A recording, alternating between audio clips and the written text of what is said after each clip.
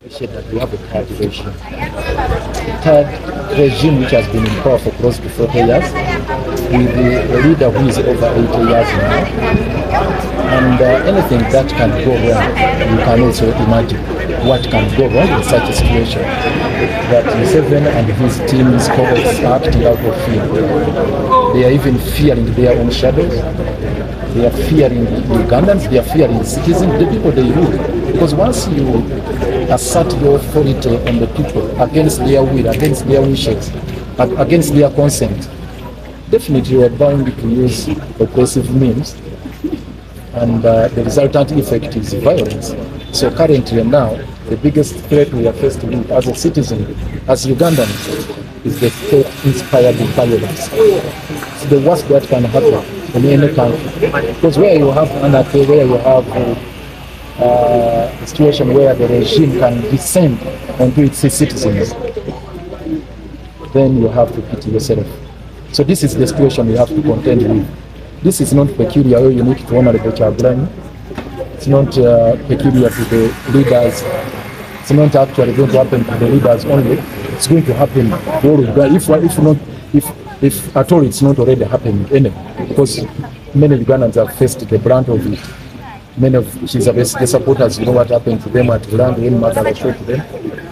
Right now we are talking about our leaders from Katonga who were arrested and picked from, actually not arrested, kidnapped from Kisumu, and were brought here and charged with terrorism. Never mind that they are yet to be prosecuted with evidence. And all these kind of violations which are going on, the criminality orchestrated by the state-inspired criminality and violence is the worst challenge we are faced with right now. And that's what we are going to contend with. My last question is, do you think security actions towards the opposition are aimed at deterring you from your plans? Definitely, their mission is to instill fear and scatter all our efforts of organizing ourselves to get the regime out of power. We will do everything possible. It's the reason they go and pick our leaders from Kisumu who had gone for legitimate activity, training. They had to pick them. It's the reason they have kept many of our supporters as political prisoners. You go to Chitalia, it's full.